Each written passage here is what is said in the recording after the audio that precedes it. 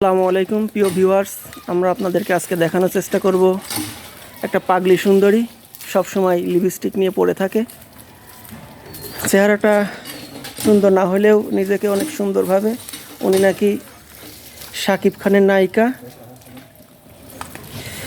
Shakib Khan, Amin Khan, Alexander বো ওনার অনেক কাছের বন্ধু। উনি তেমনটাই দাবি করতেছে। তবে ওনার কথাবার্তা শুনে, একটু আগে ওনার সঙ্গে কথা বলছি, ওনার মাথায় মনে হচ্ছে একটু সমস্যা। তো দেখি আমার প্রশ্নের সঠিক উত্তর দেয় না আবুল তাবুল বকে। আমার মাথায় সমস্যা না, বুঝছেন, আপনার মাথায় সমস্যা। আপু, আপনার সঙ্গে কি একটু কথা বলতে পারি? হ্যাঁ, এই তো শুরুই তো করে দিচ্ছেন কথা বলা। বলেন কি বলতে চান। আপনার এ পর্যন্ত কয়টা ছবি রিলিজ পেয়েছে? আমি আসলে অনেকগুলো ছবিতেই ছোট ছোট ক্যারেক্টার করেছি, কিন্তু আমার স্বপ্নের নায়ক হচ্ছে সাকিব খান। দেখেন না, 2 দিন পর পর কিসের ভুগলি এসা ঝামেলা করে, কিসের পয়সা ঝামেলা তো করে। এই ছবি কি আপনি স্বপ্নে করেছেন না ক্যামেরার সামনে আপনার কোনো ছবি রিলিজ পাইছে? হ্যাঁ, আমি ক্যামেরার সামনে অন স্ক্রিনে এই ছবি করেছি নায়িকা মৌসুমী আপুর সাথে, কিন্তু সেটা ছবি না, ওয়েব সিরিজ। কিন্তু আমি ভুলে গেছি ওয়েব সিরিজটার নাম, আমার মনে নেই। সেটা 2017 সালে রিলিজ হয়েছে বোধ হয়। নামটা মনে নেই, তাই জন্য দেখতে পারিনি। কোনো একদিন যদি দেখতে পারি। স্বপ্নের ঠিকানা ছবিতে মনে হয় আপনার রোল আছে। থাকলে থাকতেও পারে, সেটা দেখতে পারি। আপনার কারণেই নাকি সালমান শাহর মৃত্যু হয়েছিল।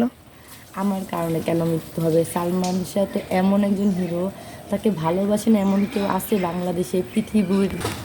ঠিক আছে, কি যেন সালমান শাহর কথা বলতেছিলেন? সালমান শাহকে আছে এমন কেউ ভালোবাসে না পৃথিবীতে।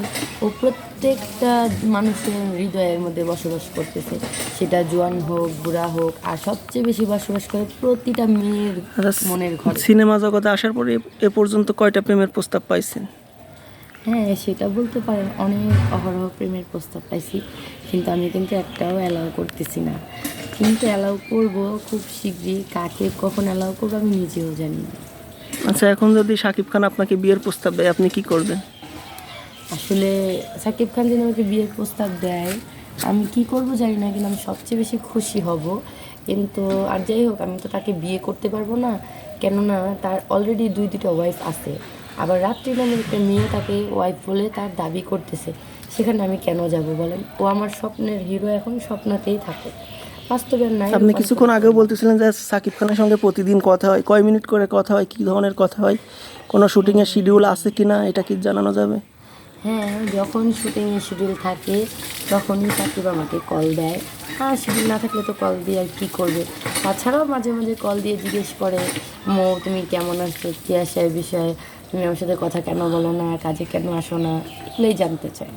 ঠিক আছে, ভালো থাকবেন। পরবর্তীতে দেখা হলে আবার কথা হবে।